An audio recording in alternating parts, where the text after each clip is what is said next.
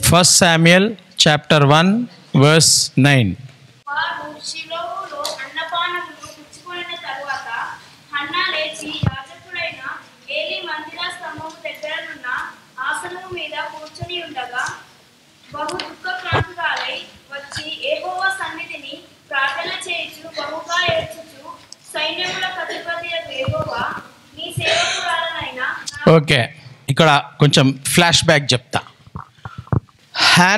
Hannah అనేట ఆమెకు పిల్లలు లేరు, పెళ్ళయింది, పిల్లలు లేరు. ఆమె ఏం చేసింది? దేవాలయంకి వచ్చింది, దేవుని దగ్గరికి వచ్చి కూర్చొని బహుగా ఏం చేస్తుంది? ఏడుస్తుంది. బహుగా ఏడుస్తుంది. అక్కడ చదువు, తర్వాత ఏడుస్తుంది, అక్కడ నుంచి చదువు. బహుగా ఏడ్చుచు సైన్యములకు అధిపతియగు యెహోవా నీ సేవకురాలనైన నాకు కలిగి ఉన్న శ్రమను చూచి నీ సేవకురాలనైన నన్ను మరువక జ్ఞాపకము చేసుకొని ఆమె ఎవరు? సేవకురాలు. ఎవరు సేవకురాలు?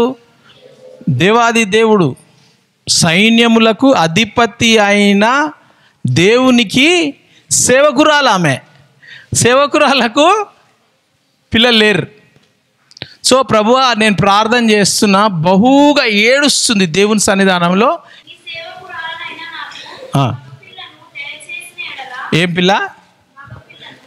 మగ పిల్ల, మగ బాబును దయచేయాలా ప్రభువా అని ప్రార్థన చేస్తుంది. వాని తల మీదికి క్షౌరపు కత్తి ఉన్నటికి రానియక వాడు బ్రతుకు దినములన్నిటిను నేను వానిని యెహోవాకు నీకు అప్పగించునని మొక్కుబడి చేసుకునే. వాడికి పుట్టినప్పటి నుండి బైబిల్లో దేవుని కొరకు ప్రత్యక్షపరిచి ఎవరినన్నా పెడితే వారికి బ్లేడ్ పెట్టొద్దు శరీరం మీద. అంటే ఎట్లయితే వచ్చిండో ఆ ఒరిజినల్ మొత్తం ఒరిజినల్ అట్లనే ఉండాలన్నమాట. దేవునికి సమర్పించేస్తారనమాట. సో ఈమె ఏం చేస్తుంది? నేను నీ సేవకురాలను దేవా, నీ సేవకురాలు ఉంటే నాకు పిల్లలు లేరు, నాకు పిల్లలు లేకపోతే నేను చచ్చిపోతే ఇక నా వంశం ఫినిష్ అయిపోతుంది. నా వంశాన్ని నీ సేవకురాలు నా కొడుకు తీసుకొని ముందుకు వెళ్ళాలా అని ఆమె ప్రేయర్ చేస్తుంది. నాకు ఒకవేళ నువ్వు కొడుకుని ఇస్తే ఆ కొడుకుకి నేను బ్లేడ్ పెట్టా, షేవింగ్ చేయ, గుండు చేయ, ఏం చేయ, నీకే సమర్పించేస్తా జీవితం అంతా వాన్ని. చూస్తుర్రా? ఆమె యెహోవా సన్నిధిని ప్రార్థన చేయుచుండగా ఏలీ ఆమె నోరు కనిపెట్టుచుండెను. ఏలీ ఎవరు? యాజకుడు, పాస్టర్, టెంపుల్లా, చర్చిలా, ఆ టైంలో ఆలయం.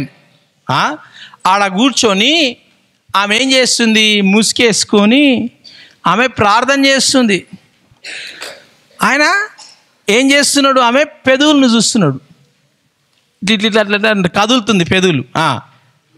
ఏలయనగా హన్నా తన మనసులోనే చెప్పుకొనుచుండెను. ఆమె పెదవులు మాత్రము కదులుచుండి ఆమె స్వరము వినబడక ఉండెను. చూస్తురా? ప్రార్థన ఎట్లా చేయొచ్చు? మనము గట్టిగా అరిచి చేయొచ్చు, మనస్సులో చేసుకొని ఆమె పెదవులు ఇట్లా ఊపుతుంది కానీ సౌండ్ వస్తలేదు. కానీ దేవునికి గట్టిగా చెప్తుంది మనసులోకి వెళ్ళి, పెదవులు మాత్రం ఊగుతున్నాయి.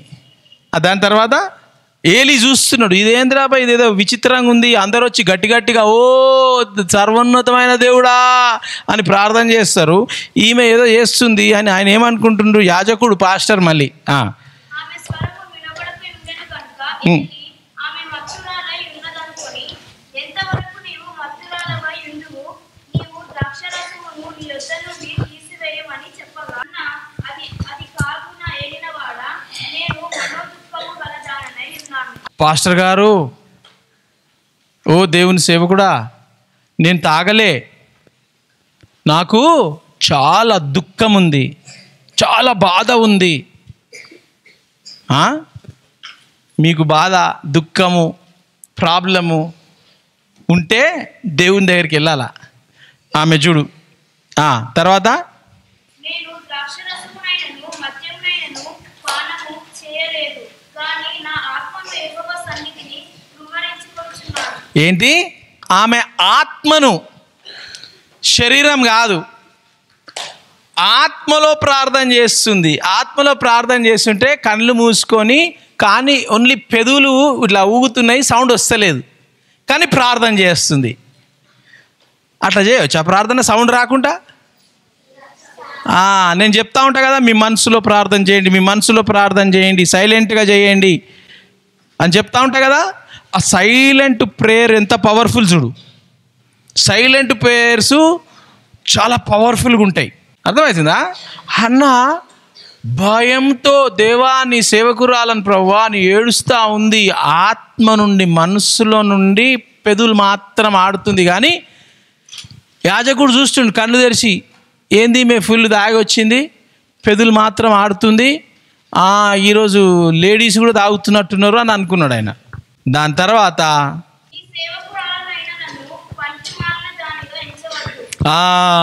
ఏంది నేను పనికి మాలదాన్ని అనుకుంటున్నావు నువ్వు, నేను వచ్చి ఇక్కడ తాగి వచ్చినా అనుకుంటున్నావు నువ్వు, నేను పనికి మాలదాన్ని కాదు, నా రోదన, నా బాధ, నా కష్టము, నాకు చదువు వస్తలేదు, నాకు రోగం ఉన్నది, నాకు బ్యాక్ పెయిన్ ఉంది, నాకు మెమరీ లేదు, నాకు నత్తి ఉన్నది, నాకు కాలుకుంటున్నది, మా డాడీ తాగబోతాడు, మా మమ్మీ ఇట్లా వదిలేసి వెళ్ళిపోయింది, ఏమనుకుంటున్నావు, నాకు చాలా బాధ ఉంది, నాకు కొడుకు లేడు అని చెప్పి ఆమె ప్రార్థిస్తున్నది.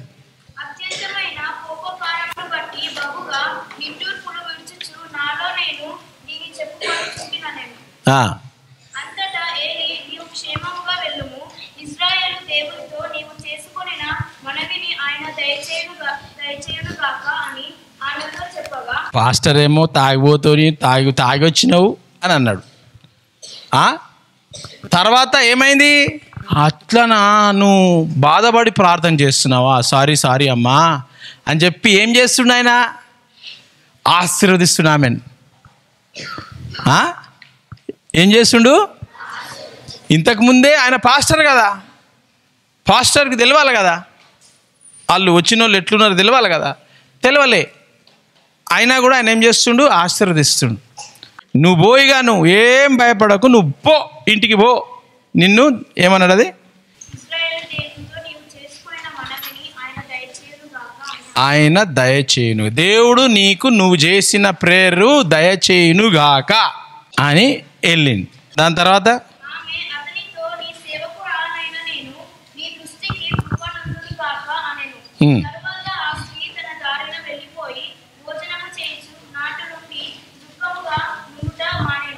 ఎప్పుడైతే దేవుడు నీకు వాగ్దానం ఇస్తాడో ఇక ఏడవడం బంద్ చేయండి. ఇక ఆ వాగ్దానాన్ని పట్టుకొని thank you Jesus, hallelujah Jesus అనాలా. ఆమె ఏం చేస్తుంది? దుఃఖము మానేసి, ముందు తినకపోతుండే ఆమె. ఏమ్రా జీవితం ఎందుకు తినాలా అని ఉంటుండే, తినకపోతుండే. ఇప్పుడు ఇంటికి పోయి తినడం స్టార్ట్ చేసింది, హ్యాపీగా దేవుని వాగ్దానాన్ని పట్టుకుంది. కాబట్టి దేవుడు ఎప్పుడన్నా మీకు ఒక వాగ్దానం ఇచ్చిండు అని అంటే ఆ వాగ్దానాన్ని పట్టుకోండి, హ్యాపీగా అది దేవుడు చేస్తాడు అని మీరు నమ్మాల.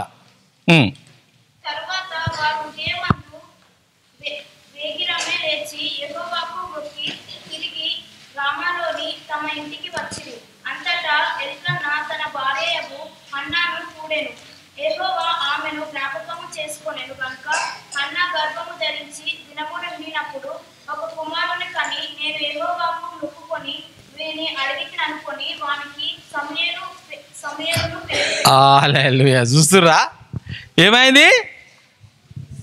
సంవత్సరం కాకముందే దేవుడు వాగ్దానం ఇచ్చిండు కదా, నేను హ్యాపీగా తింటా, హ్యాపీగా ఉంటా అని చెప్పి దేవుడు నాకు ఇస్తాడు అని చెప్పి నమ్మింది. మీరు కూడా అట్లా నమ్మితే దేవుడు ఎవరిని ఇచ్చిండు? శామ్యుయేల్ని ఇచ్చిండు. చదువు.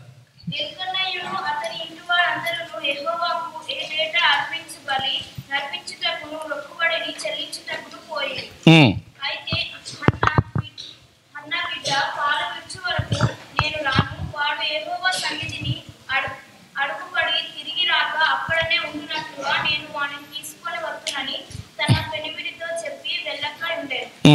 కాబట్టి ఆమె పెనిమిటి అయిన ఎల్కన్నా నీ దృష్టికి ఏది మంచిదో అది చేయము, వానికి పాలు మానిపించి వరకు నిలిచి విందుము. ఉమ్. యెహోవా తన వాక్యమును స్థిరపరచునుగాక అని ఆమెతో అనెను. ఎందుకంటే దేవుని దగ్గరికి మళ్ళీ నేను కుమారుని ఇస్తే వచ్చి నీకు అప్పచెప్తా అని చెప్పింది కదా. ఇప్పుడు పుట్టంగానే పోయి అప్పచెప్తే ఏమైతే చచ్చిపోతాడు, పాలు తాగే పిల్లోడు కదా. సో నేను రాను, పాలు తాగి పాలు మానేస్తే అప్పుడు నేను తీసుకుపోయి వస్తా గుడికి అని చెప్పి వాళ్ళ భర్తకు చెప్తా ఉందన్నమాట. కాగా ఆమె అక్కడనే ఉండి తన కుమారునికి పాలు మానిపించి వరకు అతని పెంచుచుండెను. పాలు మానిపించిన తర్వాత అతడు ఇంకా చిన్నవాడై ఉండగా ఆమె ఆ పాలను ఎత్తుకొని 3 కోడెలను దూడలు నెక్స్ట్ చదువు. పిండిని ద్రాక్షరసము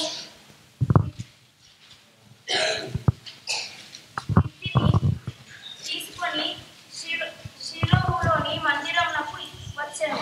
వారు ఒక కోడెను వధించి పిల్లవాడిని ఏలి ఎద్దకు తీసుకొని వచ్చినప్పుడు ఆమె అతనితో ఇట్లనెను, నా ఏలిన వాని ప్రాణము తోడు నీ వద్ద నిలిచి యెహోవాను ప్రార్థన చేసిన స్త్రీని నేనే. ఈ బిడ్డను దయచేయమని యెహోవాకు నేను చేసిన మనవిని ఆయన నాకు అనుగ్రహించెను. కాబట్టి నేను ఆ బిడ్డను యెహోవాకు ప్రతిష్ఠించుచున్నాను.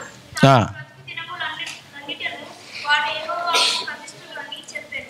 బతికి దినములంతా నేను యెహోవాకి అప్పచెప్పేస్తున్నాను అని చెప్పి తెచ్చింది ఆమె.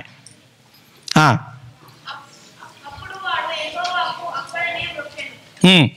తరువాత ఎల్కన్నా రామాలోని తన ఇంటికి వెళ్ళిపోయాడు. అయితే ఆ బాలుడు యాజకుడైన ఏలీ ఎదుట యెహోవాకు పరిచర్య చేయిచు వాళ్ళ అమ్మ నాయన ఎవరికిచ్చిర్రు బాబుని? ఏలీ ఎవరు? పాస్టర్కి ఏం చేసిర్రు? నేను పోయిన సంవత్సరం వచ్చిన గుర్తుందా?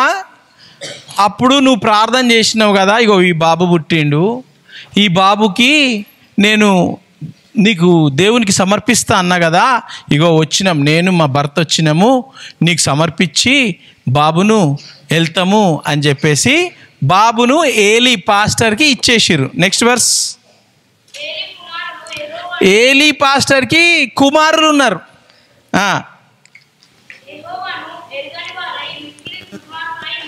అయ్యా ఏంది? ఏలీ పాస్టరు 2 పిల్లలు ఉన్నారంట. 2 పిల్లలు ఎవరంట? వాళ్ళు దుర్మార్గులుగా ఉన్నారంట. ఆ దుర్మార్గుల దగ్గరికి ఎవరు పోయినరు? శామ్యుయేల్. పాపం చదవమ్మా దాని తర్వాత.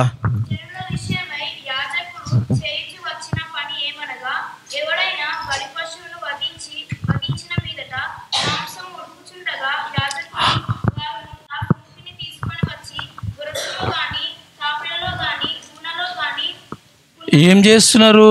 ఏలీ కొడుకులు అర్పణ తీసుకొని వచ్చిర్రు.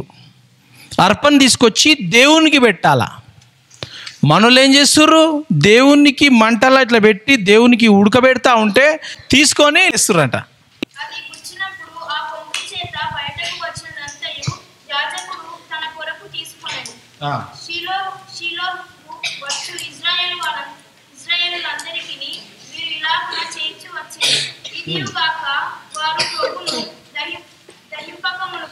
యాజకుని పనివాడు వచ్చి బలిపశువును వధించువానితో యాజకునికి వడ్డించుటకై మాంసమును ఉడకబెట్టిన మాంసమును అతడు నీ యొద్ద తీసుకొనడు.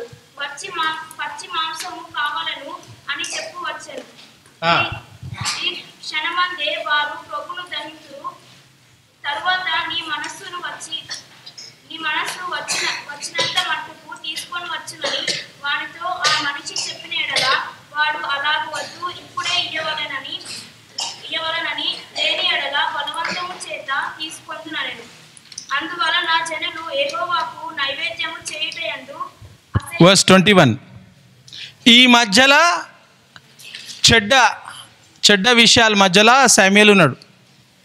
21. యెహోవా హన్నాను దర్శింపగా ఆమె గర్భవతి అయి 3 కుమారులను 2 కుమార్తెలను కనెను. ఒక్క బాబుని ఇమ్మంటే దేవుడు ఎంతమంది పిల్లలని ఇచ్చిండు?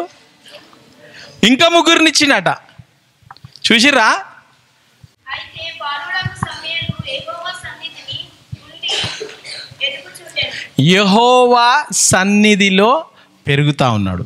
బాలుడైన సమూయేలు దేవుని సన్నిధిలో పెరుగుతున్నట. నెక్స్ట్, ఏలీ బహువృద్ధుడాయెను. ఇశ్రాయేలీయులకు తన కుమారుడు చేసిన కార్యములన్నీయు వారు ప్రత్యక్షపు గుడారము యొక్క ద్వారము దగ్గర సేవ చేయుటకు వచ్చిన స్త్రీలతో శయనించుటకు ఈ జనుల ముందర చేసిన చెడ్డ కార్యములు నాకు వినబడినవి. ఇలాంటి ఏం వినబడది? దేవుని దగ్గర వినపడ్డదంట చెడ్డ కార్యాలు. నెక్స్ట్, ఇలాంటి కార్యములు మీరు ఎందుకు చేయుచున్నారు? నా కుమారులారా, ఇలాగు చేయవద్దు. నాకు వినబడినది మంచిది కాదు. ఆ చెడులను మీరు అధిగమింప చేయుచున్నారు. నరుడు తప్పు చేసిన యెడల దేవుడు విమర్శ చేయును. చాలు, ఇప్పుడు 3rd చాప్టర్కి వెళ్ళిపోదాం. ఇప్పుడు చూడండి స్టోరీ. మిమ్మల్ని దేవుడు ఏం కావాలని పిలిచిండు? ప్రాఫెట్ కావాలని పిలిచిండా? అసలు ప్రాఫెట్ ఎవరు కావాలా ఏలీ దగ్గర? వాళ్ళ కొడుకులు కావాలా కదా? ఇక్కడ ఏమైతుంది మీరు చూడండి. verse 3. దీపము ఆరిపోకముందు సమూయేలు దేవునికి మందసమున యెహోవా మందిరములో పడుకొని ఉండగాను యెహోవా సమూయేలును పిలిచెను. ఎవరిని పిలిచిండు? అరే, ఏలీ పిల్లలు ఇద్దరు పిల్లలను పిలవాలి కదా, అసిస్టెంట్ పాస్టర్స్ని పిలవాలి కదా, అవునా కదా? ఏలీతో పాటు వాళ్ళ పిల్లలు ఉన్నారు. దేవుడు ఎవరిని పిలుస్తున్నాడు? ఏలీ పిల్లలను పిలుస్తలేడు. ఎవరిని? అతడు చిత్తమండి నేనున్నానని చెప్పి ఏలీ దగ్గరకు పోయి ఆయన లేచి ఏం చేసిండు? ఏలీ దగ్గరికి పోయిండు. దేవుడు పిలుస్తున్నాడు. దేవుడు పిలుస్తుంటే ఎక్కడ పోతుండీనా? ఏలీ దగ్గర పోతున్నాడు. ఏలీ దగ్గరకు పోయి నీవు నన్ను పిలిచితివి కదా, నేను వచ్చున్నానని. అతడు నేను పిలవలేదు. ఏలీ పిలిచిండు అని ఎవరు పోతున్నారు? చదవమ్మా. అతడు నేను పిలవలేదు, పోయి పండుకోరా భయ్, ఇంత చీకటి అయింది, నేను పిలవలే, పండుకోపో అన్నాడు. అతడు పోయి పండుకోయాడు. యెహోవా మరలా సమూయేలును పిలువగా యెహోవా యేసు ప్రభు మళ్ళీ సమూయేల్ అనగానే చిత్తం ప్రభువా, చిత్తం పాస్టర్ గారు అని పోయిండు. మళ్ళీ ఎక్కడ పోయిండు? ఏలీ పాస్టర్ దగ్గర పోయిండు. దాని తర్వాత verse 7. సమూయేలు అప్పటికి యెహోవాను ఎరుగక ఉండెను. ఏంది? చిన్న పిల్లోడు కదా సమూయేలు. దేవుడు పిలిచిండా ఎవరో పిలుస్తున్నారు అని అంత దేవుని కోసం అంత తెలియదు శామ్యూయేల్కి. దేవుడు పిలుస్తున్నాడని తెలియదు. యెహోవా వాక్కు అతనికి ఇంకా ప్రత్యక్షము కాలేదు. యెహోవా మూడవ మారు సమూయేలును పిలువగా మూడోసారి సమూయేల్ని యేసు ప్రభు పిలిచిండు. అతడు లేచి ఏలీ దగ్గరకు పోయి, చిత్తము నీవు నన్ను పిలిచితివే, ఇదిగో వచ్చితిననగా ఏలీ యెహోవా ఆ బాలుని పిలిచెనని గ్రహించెను. నీవు పోయి పండుకోము, ఎవరైనా నిన్ను పిలిచిన యెడల యెహోవా నీ దాసుడు ఆలకించుచున్నాడు, ఆజ్ఞనిమ్మని చెప్పుమని సమూయేలుతో అనగా 3 సార్లు పిలువగానే అప్పుడు ఏలీకి అరే నాకు కూడా దేవుడు పిలుస్తుండే కదా నిద్రపోయేటప్పుడు, సో దేవుడు పిలుస్తున్నాడు, నేను 3 సార్లు వచ్చిండు పిల్లోడు, నేను పిలవకుండానే నువ్వు పిలుస్తున్నావు ఎప్పుడు పిలిచినప్పుడల్లా వస్తుండే, కరెక్టే వస్తుండే, ఇప్పుడు కూడా వచ్చిండు, నేను పిలవక ముందు 3 సార్లు వచ్చిండు, ఏంటి ఇది, నేను పిలిచినాను వచ్చిండు, అరే నన్ను కూడా దేవుడు అట్లా యేసుప్రభు ముందు పిలుస్తుండే కదా, అయితే దేవుడు పిలుస్తుండేమో, చిన్న పిల్లోడు కదా అని తెలియదు కదా, అయితే నువ్వేం చెయ్యి, నెక్స్ట్ టైము నీకు అట్లా సౌండ్ వచ్చింది అని వస్తే చిత్తం యేసు ప్రభువా, చెప్పు ప్రభువా ఏంటి అని చెప్పు అని ఏలీ ఆయనకు నేర్పిస్తుండు దేవుని స్వరం ఎట్లా వినాలా అని. సమూయేలు పోయి తన స్థలమందు పండుకొనెను. తరువాత యెహోవా ప్రత్యక్షమై నిలిచి ఆ రీతిగా సమూయేలు అని పిలువగా సమూయేలు నీ దాసుడు ఆలకించుచున్నాడు. సమూయేలు అనగానే చిత్తం ప్రభువా నీ దాసుడు వింటా ఉన్నాడు, చెప్పు ప్రభువా అని అన్నాడు. ఇశ్రాయేలులో నేను ఒక కార్యము చేయబోతున్నాను, దానిని వినువారందరి చెవులు అంగీకరించుమనెను. ఆ దినమున ఏలీ యొక్క ఇంటి వారిని గురించి నేను చెప్పినదంతయు వారి మీదికి రప్పించును. అయ్యా, ఇప్పుడు ఏమవుతుంది? ఏమవుతుంది? దేవుడు ఎవరితో మాట్లాడాలి? పాస్టర్తో మాట్లాడాలనా, లేకపోతే పాస్టర్ దగ్గర పనిచేసే ఆయనతో మాట్లాడాలనా? పాస్టర్తో మాట్లాడతలేడు దేవుడు. ఎవరితో మాట్లాడుతుండు? సమూయేలు ఎందుకు వచ్చిండు? నేర్చుకోనికి వచ్చిండు, ఆలయంలో పనిచేయనికి వచ్చిండు. ఆయనను సమర్పించేసిర్రు దేవునికి, వాళ్ళ అమ్మ హన్న. ఇక్కడికి వచ్చి దేవుడు ఏమంటుడు? నేను ఏలీ గురించి, వాళ్ళ పిల్లల గురించి ఏమేమైతే చెప్పినానో అది చేయబోతున్నా. ఇజ్రాయేల్ విషయాలు నీకు, ఈ దేశం కొరకై నీకు చెప్పబోతున్నా అని అన్నాడు.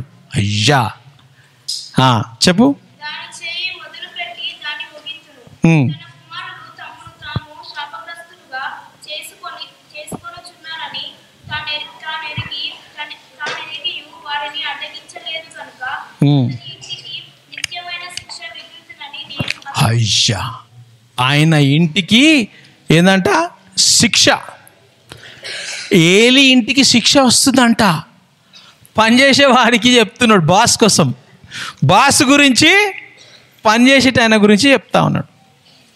ఆయనకు దేవుడు బయలుపరుస్తున్నాడు. నేను అతనికి తెలియజేయుచున్నాను. కాబట్టి ఏలీ ఇంటి వారి దోషమునకు బలి చేతైనను నైవేద్యము చేతైనను ఎన్నటికీ ప్రాయశ్చిత్తము చేయబడదని నేను ప్రమాణపూర్వకముగా ఆజ్ఞాపించితిని. తరువాత సమూయేలు ఉదయం వరకు పడుకొని లేచి యెహోవా మందిరపు తలుపులను తీసని కాని భయపడి తనకు కలిగిన దర్శన సంగతి ఏలీతో చెప్పకపోయాను. అయితే ఏలీ సమూయేలు, నా కుమారుడా అని సమూయేలును పిలువగా అతడు, చిత్తము, నేను ఇక్కడ ఉన్నానెను. ఏలీ, నీతో యెహోవా ఏమి సెలవిచ్చునో మరుగు చేయక దయచేసి నాతో చెప్పుము. ఆయన నీతో సెలవిచ్చిన సంగతులలో ఏదైనా నీవు మరుగు చేసిన యెడల అంతకంటే అధికమైన కీడు ఆయన నీకు కలుగజేయును. ఇప్పుడు స్టోరీ మొత్తం షార్ట్ చేస్తే దేవుడు ఏమన్నాడంటే, నువ్వు ఖతమైపోతావు, నీ పిల్లలు ఖతమైపోతారు, నీ తర్వాత చాప్టర్ క్లోజ్ అయిపోయి ఎక్కడికి వచ్చింది తెలుసా? చాప్టర్ 9.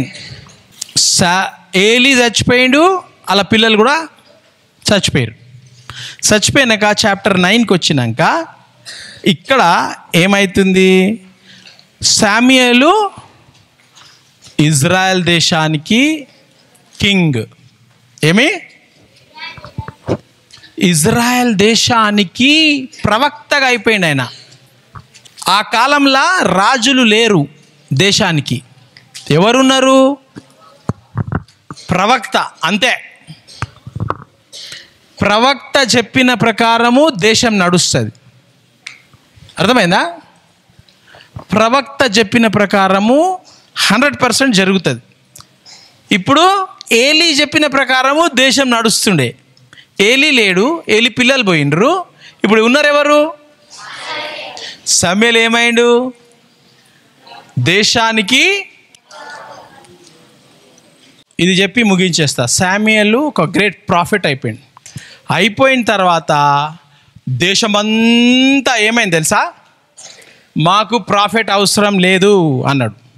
ఆ ఊర్లో రాజు ఉన్నాడు కదా, ఆ ఊర్లో ఒక రాణి ఉంది కదా, ఆ ఊర్లో ఒక పెద్ద రాజు ఉన్నాడు కదా, అట్లా మా దగ్గర నుంచి ఒక రాజు కావాలి, మాకు ప్రాఫిట్ వద్దు. ప్రాఫిట్ ఏం చేసిండు సమూయేలు? ప్రాఫిట్ దేవుని దగ్గరికి పోయి బాధతోని, అప్పటి వరకు వాళ్ళ రాజు ఎవరు? దేవుడు రాజు. వాళ్ళకు దేవుడు రాజుగా వాళ్ళను నడిపిస్తుండే. ప్రాఫిట్ చెప్తే వింటుండే. దేవుడు ఏం చేసిండు? సౌల్ని పిలిచి, ఇగో ఈ సౌల్ని చెయ్యి అని అన్నాడు. సౌల్ని రాజు చేసేసిండు. సౌలు ఏం చేసిండు? పాపం చేసిండు. ఏం చేసిండు? సౌలు ఏం చేసిండు అంటే ప్రాఫెట్ వచ్చి దేవుని కాడ నైవేద్యం పెట్టాలా, అర్పణ చేయాలా దేవుని కాడ. ప్రాఫెట్ వచ్చి, సో ప్రాఫెట్ ఏమైంది, లేట్ అయిపోయింది. ఆ ఊరు దాటుకుంటా ఏడో పని మీద పోయిండు, ఊరు దాటుకుంటా వచ్చే వరకు లేట్ అయింది. లేట్గా ఆగానే మనోడు ఏం చేసిండు, సౌలు రాజు, అరే వస్తలేడు రాబాయ్ వస్తలేడు, టైం అయిపోయింది అని చెప్పేసి ప్రాఫెట్ పని రాజు చేసేసిండు. రాజు చేయంగానే ఏమైంది, దేవుడు ఆయనను రిజెక్ట్ చేసేసిండు. రాజుగా దేవుడు రిజెక్ట్ చేసేసి సౌలు శత్రువులు ఆయనని చంపేస్తారు. దాని తర్వాత ఆయన ఏం చేస్తాడు, సౌలు ఉన్నప్పుడే దేవుడు రిజెక్ట్ చేసేస్తాడు.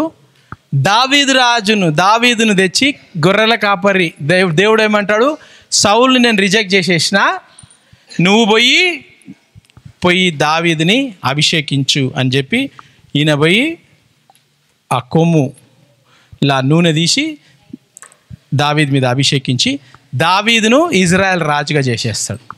హల్లెలూయా. ఎక్కడికి వెళ్ళి అయింది ఇదంతా?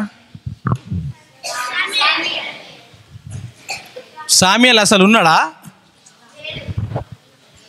ఎట్లా వచ్చిండు సామ్యుయల్? అన్న కడుపులో ఉన్నాడా? మరి ఎక్కడికి వెళ్ళి వచ్చిండు? ఆ నోట్లకెళ్ళి బాధతో రోదనతో మీ జీవితము పాపంలో ఉంది అని అంటే రోదనతో ప్రార్థన చేయండి.